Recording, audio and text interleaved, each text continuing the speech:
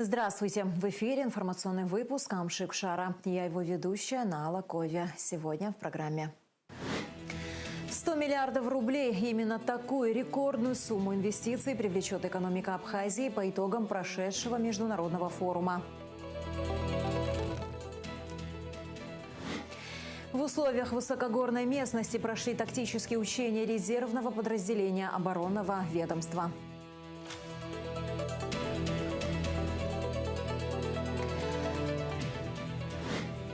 В Центральном выставочном зале открылась выставка работ абхазской художницы Мадины Бигуа «Ашамта».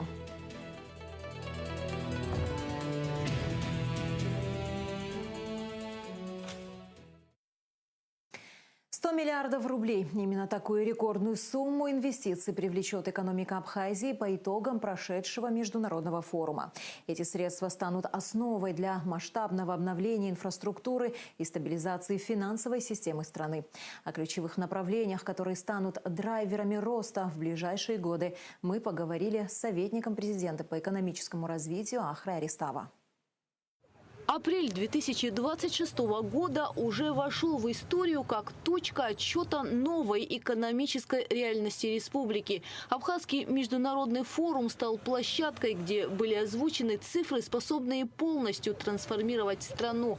Порядка 100 миллиардов рублей – таков объем российских инвестиций, заявленный в рамках этого масштабного мероприятия. Сам экономический форум является итогом работы главы государства с момента его избрания, подчеркивает советник президента по экономическому развитию Ахра Аристава. Естественно, проводимая им политика, которая отразилась в поручениях Кабинету министров, отразилась в таком конституционном документе, как послание Народному собранию.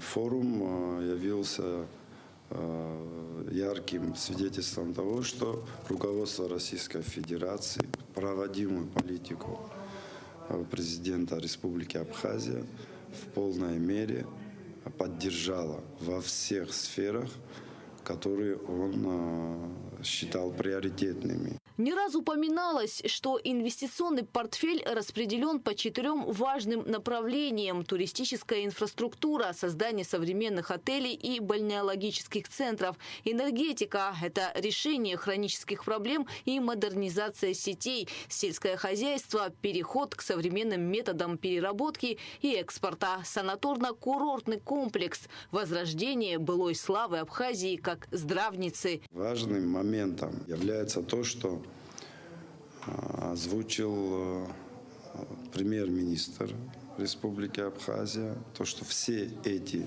инвестиции должны отразиться на нашем народе. Все должны почувствовать эффект в ближайшие 3-4 года через рост зарплат, через значительный рост пенсий. Должны увеличиться значительно доходы наших граждан. Однако деньги – это лишь инструмент. Двигателем реформ должен стать сам народ. Чтобы достичь успеха и удержать набранный темп, необходима консолидация всех ветвей власти и каждого гражданина. В этом залог того, что инвестиции превратятся в реальное благополучие в каждом доме, подчеркивает Ахра Аристава. Если будет и консолидация, если будет и диалог политический, об этом тоже в послании Народному собранию говорил глава государства, то мы с этой задачей вполне способны справиться. Безусловно, без реформ, без перемен, без новых законопроектов реализовать это будет невозможно. Еще одним знаковым итогом стало присутствие на форуме делегаций практически всех братских республик Северного Кавказа. Для Абхазии это не только вопрос политики, но и стратегической логистики, общее транспортное пространство и новые маршруты. Транспорт – это половина успеха в туризме. То есть транспортная доступность она обеспечивает более 50% успеха. Чем проще добраться, значит, тем больше будет туристов. Валютная доступность у российских граждан есть, мы пользуемся рублем, безвизовый режим есть. Поэтому нам не доставало, конечно, транспортной доступности. Я думаю, что вот то, что дорога планируется в России, которая помимо Джубки еще будет одна автомобильная дорога, все это гарантия успеха. Итоги форума – это прежде всего вотум доверия к политическому курсу президента. Это подтверждение того, что выбранная стратегия открытости и надежного партнерства с Россией приносит свои плоды. Гугу Цавардания, Давид Хашик, Абхазское телевидение. В Гулрыбском районе скончался ребенок из-за жестокого обращения и насилия со стороны членов семьи. Об этом сообщила детский омбудсмен Мактина Джинжолия. Прокуратура Гулрыбского района совместно с сотрудниками МВД проводит процессуальную проверку для установления всех обстоятельств и причин произошедшего. Омбудсмен принимает участие в допросе несовершеннолетних предполагаемых свидетелей инцидента. Джинжолия подчеркнула, что права и законные интересы детей, выступающих свидетелями, обеспечены в строгом соответствии с законодательством. Мы убеждены, что для эффективной защиты детей необходимо на законодательном уровне принять меры по криминализации домашнего насилия. Отсутствие специальной уголовной ответственности за систематическое насилие в семье существенно снижает возможности государства по защите наиболее уязвимых несовершеннолетних, говорится в заявлении. В Сухуме задержан гражданин Турецкой республики Сонер Коч, который находится в розыске. Согласно оперативным сведениям, 45-летний Сонер Коч совершил на родине преступление и во избежание наказания прибыл в Абхазию, где находился, нарушая правила пребывания. Об этом сообщила СГБ республики. Сухумский городской суд на основании ходатайства миграционной службы Абхазии принял решение о выдворении Сонера Коч за пределы республики через госграницу по реке Ингур. Премьер-министр Владимир Делба поздравил председателя правительства Южной Осетии Дзамбалата Тадаева с Днем Конституции Республики. В Абхазии с воодушевлением воспринимают позитивные преобразования, происходящие в Южной Осетии. Мы дорожим нашими братскими отношениями и общностью судеб, говорится в тексте. Владимир Делба выразил уверенность в дальнейшем всестороннем сотрудничестве по линии межправительственного взаимодействия. Поздравительную ноту по случаю Дня Конституции Южной Осетии направило Министерство иностранных дел Абхазии. В Республике Абхазия высоко ценят сложившиеся братские союзнические отношения и взаимную поддержку с Республикой Южная Осетия и выражают уверенность в их дальнейшем укреплении на благо народов наших стран, говорится в документе. 1 миллиард 448 миллионов рублей составили налоговые поступления с 1 января по 1 апреля текущего года. Плановые показатели выполнены на 124%, сообщает пресс-служба Министерства по налогам и сборам. Доходы бюджетной системы, администрируемые МНС, за 3 месяца этого года выросли на 296 миллионов рублей по сравнению с аналогичным периодом прошлого года. Осмотр места происшествия, осмотр местности, проверка показаний на месте. Следственным управлением Генеральной прокуратуры начата программа учебно-лекционных занятий по обсуждению и рассмотрению следственных действий, от качества исполнения которых зависят результаты и дальнейшие исходы дела. Программа занятий нацелена на повышение профессионального уровня сотрудников, улучшение качества работы, приобретение навыков, получение новых знаний, которые участники в дальнейшем смогут использовать уже в своей практической деятельности.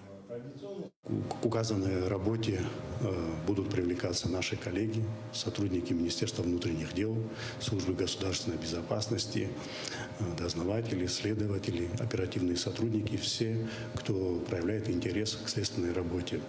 Вместе с тем, указанная программа включает в себя разновременное, поэтапное участие отдельных групп прокурорских работников для того, чтобы охватить всех наших сотрудников нашего ведомства в целом. Предлагаю всем воспользоваться этой ситуацией. Почему? Потому что прокуратура долгое время этим занималась, не один день. И после завершения этой программы такой возможности в ближайшее время уже не будет. Это очень хорошая возможность для всех участников, следователей, прокуроров, помощников, других сотрудников присутствовать на этих лекционных занятиях, воочию самим ознакомиться с обнаружением, фиксацией следов и орудий преступления. Скалолазание, переправа реки и оказание помощи раненому товарищу. В условиях высокогорной местности прошли тактические учения резервного подразделения оборонного ведомства. За ходом учений наблюдал министр обороны Владимир Ануа и наша съемочная группа. Репортаж Дамия Акшпа.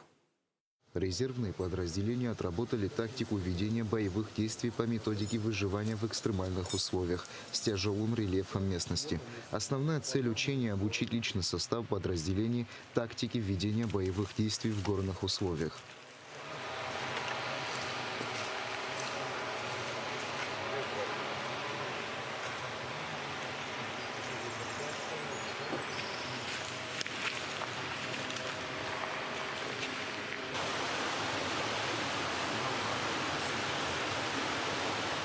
Основная цель учений – обучить личный состав подразделений тактике ведения боевых действий в горных условиях, специальной подготовки в горах с элементами альпинизма.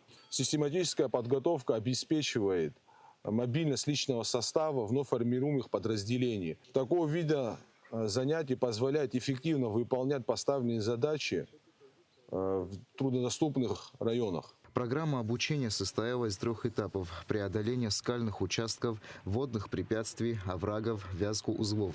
По легенде учения, резервное подразделение должно было перейти реку по канату, переправить вещи, специальное оборудование и раненого бойца.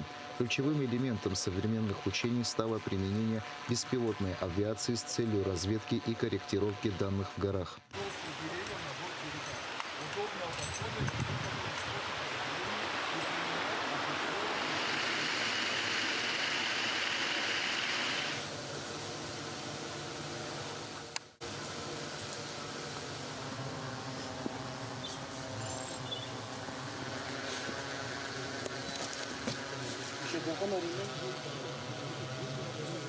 Мероприятия показанных действий были завершены без каких-либо происшествий. Министр обороны Владимир Ануа поблагодарил военнослужащих и отметил, что все поставленные задачи были успешно выполнены. Товарищи, вы сегодня показали те методы, которые, задачи, которые были поставлены перед вами. Без тренировки вы такие задачи не смогли бы решить. Хочу поблагодарить вас всех, сказать большое спасибо. Я думаю, что и за вами последуют другие роты быстрого реагирования с других бригад. Систематическая подготовка обеспечивает высокую мобильность личного состава, позволяя эффективно выполнять поставленные задачи в труднодоступных районах. Дамей Акшпа, Рамо Камке, Абхазское телевидение. Перемирие, но не мир. США и Иран объявили о 2-недельном прекращении огня незадолго до того, как истек срок ультиматума Дональда Трампа Тегерану.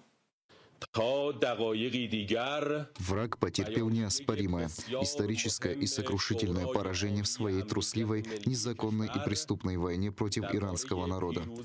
Иран одержал грандиозную победу и заставил преступную Америку принять свои планы из 10 пунктов. Эти переговоры, проходящие в условиях полного недоверия к американской стороне, начнутся в Исламабаде в пятницу 10 апреля. Иран отведет на этот переговорный процесс 2 недели. Данный срок может быть продлен по взаимному согласию сторон. Накануне президент США обещал вернуть Иран в каменный век и уничтожить всю цивилизацию. Как стало известно, стороны начнут предметное обсуждение мирного плана в пятницу. Основой переговоров станет план из 10 пунктов, включающий снятие всех санкций с Ирана, гарантии безопасности от Вашингтона и другое. Последние детали в репортаже корреспондента иранского бюро РТ в Тегеране. Главная новость дня – это то, что американо-израильская война против Ирана приостановлена на 2 недели. Основой перемирия стали 10 пунктов, предложенных Ираном. Президент США Дональд Трамп говорит, что это рабочий вариант для переговоров и что 2-недельный срок позволит окончательно согласовать документ. 10 пунктов, которые будут обсуждать во время переговоров между 2 сторонами, выглядит следующим образом. Агрессия против Ирана должна быть прекращена навсегда. США. Иран должен продолжать контролировать Ормузский пролив. Право Ирана на обогащение урана должно быть принято. Основные санкции должны быть отменены. Вторичные санкции должны быть также отменены. И все резолюции Совета Безопасности ООН должны быть также отменены. Другой момент заключается в том, что все резолюции МАГАТЭ против Ирана должны быть отменены также. Компенсация должна быть выплачена. Силы США должны вывести свои войска из региона, и война на всех фронтах должна быть прекращена, включая против Ливана. Со слов главы Иранского министерства иностранных дел, если атаки на Иран будут остановлены, то, безусловно, вооруженные силы Исламской Республики также прекратят свои ответные операции. Также министр иностранных дел заявил, что в этот двухнедельный период есть возможность безопасного прохода через Ормузский пролив. Сам пролив, как вы знаете, это стратегический морской путь, через который проходит 20% мировых запасов нефти. Согласно последним официальным отчетам, в течение почти 40 дней конфликта почти 1500 иранских гражданских погибли, среди них женщины и дети. В этот период Израиль и Соединенные Штаты атаковали в разных местах. Жилые дома, школы, центры здравоохранения, а также учебные заведения. Согласно официальным данным, более 30 университетов подверглись нападению. За этот период времени было убито более 60 студентов. В соответствии с международным правом, атака на жилые здания и гражданские места и объекты медицинской инфраструктуры, а также исследовательские центры равноценны военным преступлениям. Но, к сожалению, мы наблюдали эти атаки снова и снова за все время конфликта. И особое внимание уделяется первому дню конфликта, 28 февраля. День, когда произошла трагедия, в результате которой погибли 170 школьниц. Школьницы погибли после бомбардировки США на юге Ирана.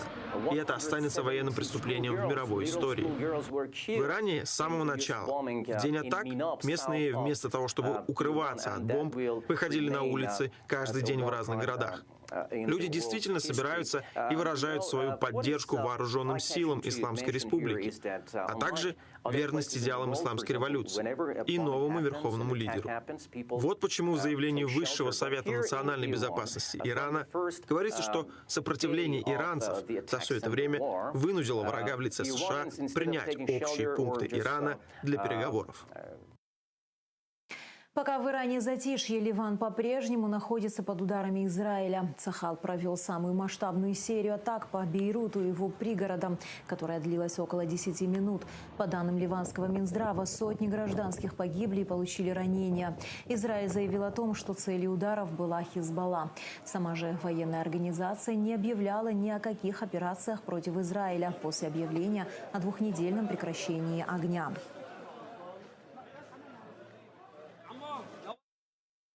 Израильская оппозиция, в свою очередь, осталась недовольна тем, что Израиль оказался вне переговоров. Однако Тель-Авив также присоединился к перемирию, но отказался прекратить удары по соседнему Ливану. В самих США перемирие уже называют крупнейшим геополитическим поражением в истории страны. Перспективы мирного урегулирования, а также судьбу Трампа и республиканцев мы обсудим с политологом Бесланом Хагба. Здравствуйте, Беслан Алексеевич. Здравствуйте. США объявили о двухнедельном перемирии с Ираном. Многие в Америке уже окрестили это как величайшее геополитическое поражение в истории. Как бы вы лично оценили эту временную паузу? Вы знаете, о перемирии была договоренность, что мир установится, никто никаких гарантий не дает, потому что все-таки настолько напряженная ситуация на Ближнем Востоке, как будут дальше разворачиваться события, никто не знает. Но то, что вот как вы отметили, что вот действительно вот все-таки поражение было потерпела США, и это говорят многие эксперты, потому что цель, которая была поставлена США, во-первых, сменить политический режим, первое. Второе, чтобы все-таки нефтяные ресурсы, богатство Ирана контролировали крупные американские компании, контролировали Персидский залив полностью, Ормузский пролив. Всего этого не удалось. Солидарное вот такое противостояние агрессии, это показало, что все-таки Иран стоит на таких позициях, что многие даже арабские страны, несмотря на то, что правительство их поддерживало Персидского залива, да, страна Персидского поддерживала Соединенные Штаты, и многие население арабских стран, Ирак, поддерживали Иран. Это говорит о том, что такое солидарное противостояние, говорит о том, что в современной истории, политической истории такого не было, чтобы такое бегство со стороны США, чтобы такое произошло. Это говорит о том, что действительно какое-то, знаете, геополитическое поражение было потерпано Соединенными Штатами. Они будут иметь последствия, между прочим, в обустройстве Ближнего Востока после окончания войны, потому что это очень важный регион, ресурсный регион, и как будут развиваться, никто не знает. Даже говорят, что, вы знаете, Иран станет, наверное, очень крупной региональной державой, которая будет контролировать часть Персидского залива и Ормузский пролив. Иран опубликовал список из ряда пунктов, вокруг которых будут строиться переговоры, стартующие в эту пятницу. Среди них контроль Ирана над Ормузским проливом, снятие всех санкций, включая вторичные, и право обогащать уран. Какая перспектива у переговоров, учитывая, что большинство положений неприемлемы для Вашингтона? Вы знаете, никто не дает гарантии, что вот те требования, которые выдвигает Иран, будут выполнены, потому что Ормузский пролив – это не только часть Ирана, это часть Омана, такая страна есть, и часть Объединенных Арабских Эмиратов. Но понимаете, в чем дело? Все-таки без Ирана мирного судоходства там не будет. Все отмечают. Это говорит о том, что это серьезная угроза вообще энергетической безопасности мира. Представьте себе, почти 30-40% энергоресурсов – это из Ближнего Востока. Как будет разворачиваться, никто не знает. И потому Иран требует, во-первых, выполнения всех 10 пунктов, чтобы прекратить войну, а потом, может быть, на какие-то дополнительные соглашения в плане работоспособности судоходства в Ормузском проливе. Но все отмечают, что раньше, как была ситуация, вряд ли такая ситуация сложится, потому что Иран жестко будет контролировать Ормузский пролив, потому что это рычаг давления на большие страны, в том числе и США. Я уверен, что так и будет поступать Иран. Перемирие было озвучено США и Ираном, только после этого к нему присоединился Израиль. Почему, на ваш взгляд, Тель-Авив исключили из переговорного процесса и как это скажется на дальнейшей судьбе переговоров? Мы получаем сообщение, что руководство Израиля недовольно, что американцы, Дональд Трамп взял и пошел на какие-то уступки Ирану. Вы знаете, еще здесь, что необходимо отметить, это давление арабских стран Персидского залива на США. Это все подчеркивают, потому что как разворачиваются события, это не в их интересах. Если бы война развернулась в более таких масштабах, еще больших, вы знаете, что произошло, никто не знает. И потому Трампу пришлось пойти на какие-то уступки. Трамп пришел на уступки и, между прочим, населению. Рейтинг его падает. Скоро в ноябре предстоят выборы в Конгресс. И говорят, что вполне возможно, его партия республиканская проиграет. Но Израиль недоволен, действительно. Это говорит о том, что, знаете, вот все удивляются вот такому противостоянию Ирана и Соединенным Штатам и Израилю. Но Израиль продолжает еще и войну в Южном Ливане. Там находится шиитская часть населения, Хизбалла. И, между прочим, дополнительно Иран требует, чтобы вот эти воздушные удары, которые наносит Израиль по отношению к Ливану, они тоже прекратили. Потому что, если этого не произойдет, война будет продолжена. Поступает сообщение, что в Тегеране снова работает ПВО, несмотря на перемирие. Какие шансы, что в течение 2 недель не будет провокаций со стороны Израиля и перемирие удержится? Вообще, когда все конфликты заканчиваются, знаете, вот соблюдение соглашений, вообще переговоров, это не сразу начинается. Знаете, какие-то эксцессы будут происходить, конечно, наверное, какие-то удары, но если будет настаивать, и я уверен, что будет настаивать и Дональд Трамп будет оказывать давление на Израиль, я уверен, что на какие-то соглашения пойдут, потому что это уже невыгодно становится США, потому что репутация вот настолько подмучена, настолько знаете, то, что произошло в течение 2-3 недель, это говорит о том, что, знаете, как геополитическая держава в мире, такого поражения не случалось за последние десятилетия. И потому на какие-то соглашения придется пойти. Я уверен, что на какое-то давление будет оказано на Израиль, и им тоже придется на какие-то уступки пойти Ирану. Но что касается всего Ближнего Востока, там много чего предстоит в плане установления окончательного мира. Там столько противоречий между странами Ближнего Востока, между США и Ираном, между весь Израиль и другими странами Персидского залива. А в окончательном мире мне приходится говорить, но что вот эта эскалация будет остановлена, потому что все говорили, мир находится на грани ядерной катастрофы, понимаете? Все испугались, а вдруг это произойдет. И потом я уверен, что какое-то давление будет оказано еще дополнительно на США и на Израиль, что на какие-то переговоры все-таки вышли. Спасибо большое. О перспективах мирного регулирования ситуации на Ближнем Востоке мы говорили с политологом Бесланом Хакба. Благодарю вас.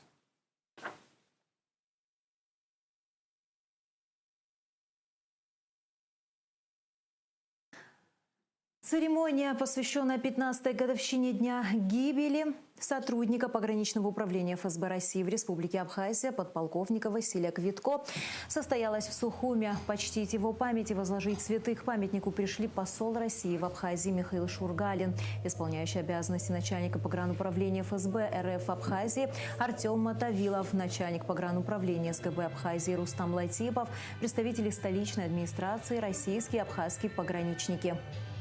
Исполняется 15 лет со дня гибели героя-пограничника, подполковника Квитко Василия Борисовича.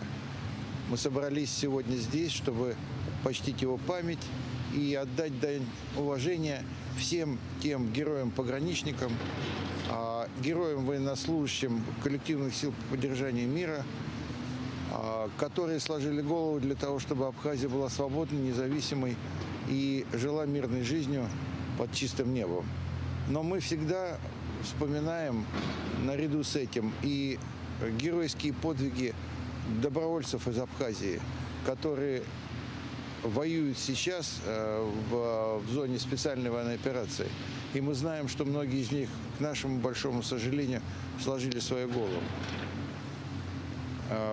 Это свидетельствует о том, что наши отношения между нашими странами, отношения союзничества и стратегического партнерства приобретают характер подлинного братства, поскольку только братские народы приходят на выручку в тяжелую минуту и помогают отстоять свободу и независимость. Вечная память героям-пограничникам, вечная память героям, всем военнослужащим, погибшим на территории Абхазии и погибшим на территории Донецкой республики, Луганской республики, Херсонской, Запорожской областей, а также Курской, Белорусской и прочих областей Российской Федерации. К этому мероприятию активно подключились и наши дети, которые входят в отряд юных друзей-пограничников. Было сказано очень много красивых, замечательных слов в память наших сотрудников, которые сложили свои светлые головы на благо охраны грузино-абхазской границы. В Сухумском военном комиссариате прошло совещание, посвященное весеннему призыву, который стартовал 1 апреля и продлится до 30 июня. На службу призываются граждане Абхазии с 18 до 27 лет, не пребывающие в запасе. По патрулированию и проверке заброшенного дома в селе Чуберхинч группа пограничников попала под автоматический огонь. Василий Квитко, будучи старшим группы, первым принял неравный бой, спасая подчиненных, и получил смертельное ранение. В Абхазии чтят его имя как офицера, отдавшего жизнь за обеспечение безопасности нашей страны. В самое непростое время, когда грузинские террористы нападали на колонны автомашин, устраивали теракты, похищали наших граждан, против этого беспредела боролись абхазские и российские пограничники. Мы всегда будем помнить подвиг Василия Квитко. Вечная память всем погибшим. Правительство Республики Абхазия посмертно наградило офицера медалью за воинскую доблесть. В родном городе Героя Кисловодске его именем названа средняя школа номер 15. Имя подполковника Квитко навечно останется в нашей памяти. Сегодня на мемориальной плите, расположенной на аллее героев-пограничников в городе Сухум, не одна фамилия. Наравне с подполковником Квитко вековечные имена подполковника Центра специального назначения Службы государственной безопасности Республики Абхазия Нерсисан Эдуарда Рафиковича и старшего прапорщика пограничного управления Федеральной службы безопасности Российской Федерации в Республике Абхазия Удальцова Андрея Андреевича. Абхазский народ не забудет подвиг героев. сложивших своей жизни, защищая границы нашего государства. Их героический подвиг самоотверженности сегодня служит примером для молодого поколения. В Сухумском военном комиссариате прошло совещание, посвященное весеннему призыву, который стартовал 1 апреля и продлится до 30 июня. На службу призываются граждане Абхазии с 18 до 27 лет, не пребывающие в запасе.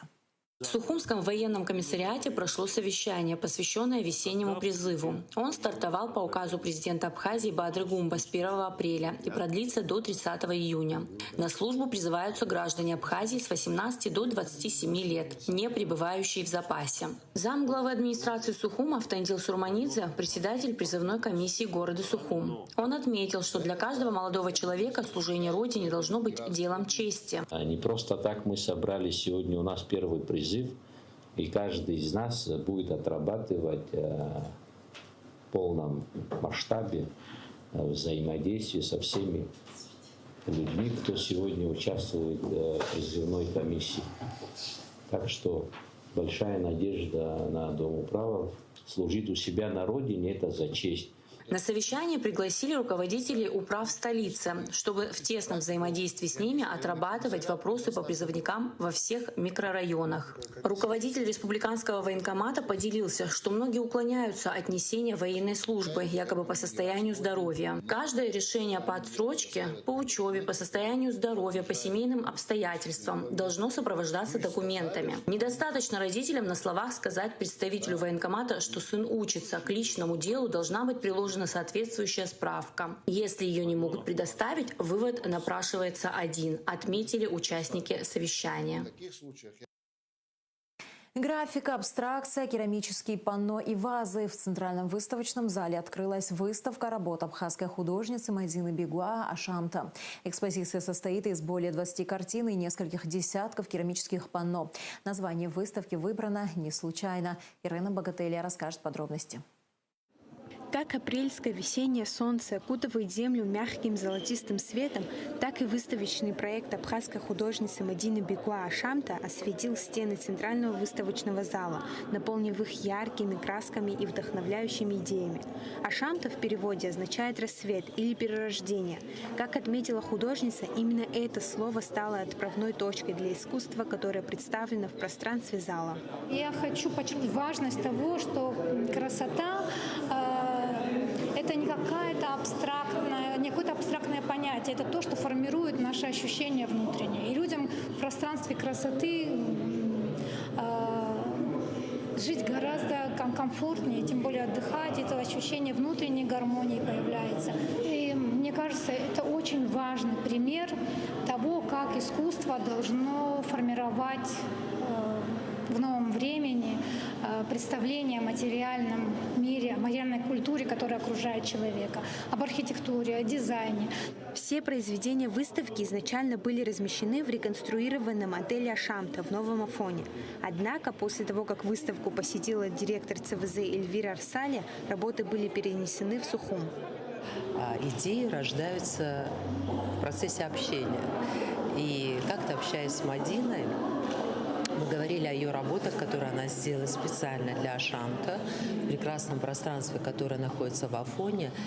И захотелось эти работы представить здесь, в выставочном зале.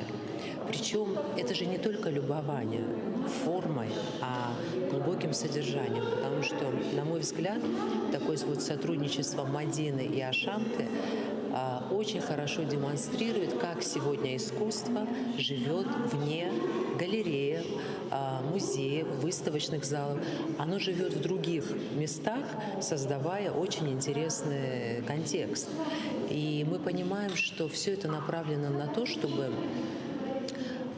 человек, появляясь в этом пространстве, он развивает вкус. Он совершенно по-другому чувствует форму. И здесь единство формы, содержания и смысла это и есть цель этого проекта. Посетители выставки стали свидетелями истинного великолепия художественного творчества. Это событие собрало давних друзей и близких художницы, ее учеников, а также ценителей искусства, уже знакомых с ее работами. Здесь были и те, кто впервые открыл для себя мир ее творчества, погружаясь в атмосферу вдохновения и красоты. Мадина Беглава – одна из немногих художниц Абхазии, которые меня с каждым годом все больше и больше радуют и удивляют. Она не является человеком, вот она, я художник или живописец, она делает все. А у нее очень много культурных пластов, в которых она очень хорошо себя чувствует. Но она в последнее время очень много урбанистикой занимается. И когда урбанист еще и живописец, получается очень хорошие идеи и проект. Рада побывать на выставке Мадины Беглава. Честно говоря, первый раз вижу ее работы, и мне очень понравились. Особенно картины, которые написаны акварелью, зарисовки нашего города Сухума.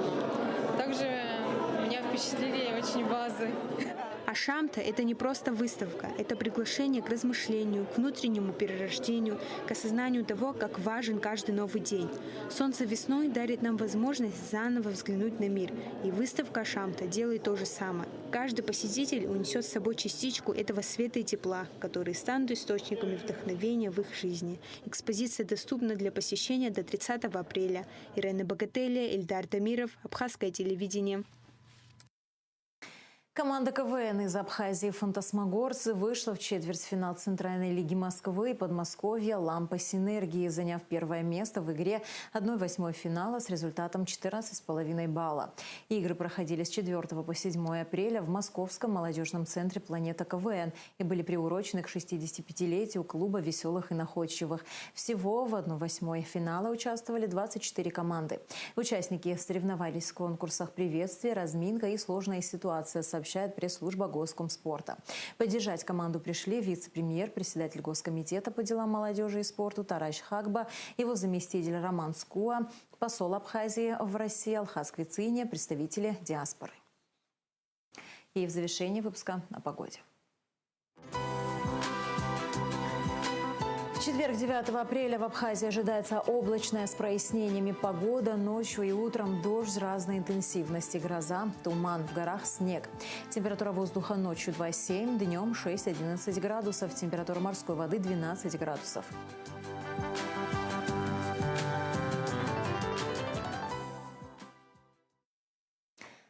На этом наш выпуск завершен. До скорых встреч в эфире.